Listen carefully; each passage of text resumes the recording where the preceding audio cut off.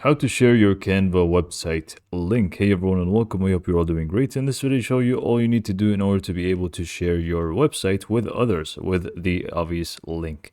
So it is very simple. You either have to create your website if you did not do that already, and you can do so from the home page from Canva. Click on website, create new, and just feel free to create your website.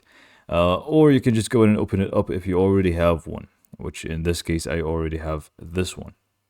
And I need to note, if you click on the three dots on your website, it does say share here, but we don't really want that. So just go and actually open it up from here. Now, a very important step that you will need to take in order to send out your website link with others is to publish your website. If it's not yet published, then there's no possible way you can actually share it with others. Unless you can obviously share your screen or something. But if you want to share it with a link, you will need to publish your website. And to do so, it's very simple. After you're done with your customization of the website, just click on publish website on the top right. Don't go to share, click on publish website.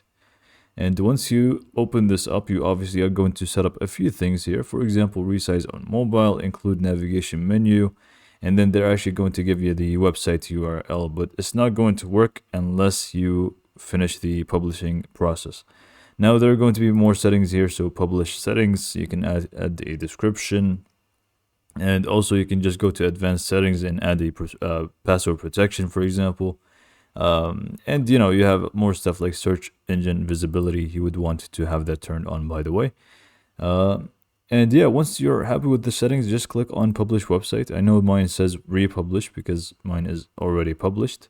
So just click on publish website, give it a little bit of time. And then once it's done, they're actually going to give you your link here, and you can just feel free to copy and open up a new tab and open it up. And you can actually see that this is pretty much the link that you want to share. So just go in and copy this and go ahead and share it with whoever you want to. Now, if you already did publish your website, so let's just go back. Let's say, you've lost your link and now you want to get it again.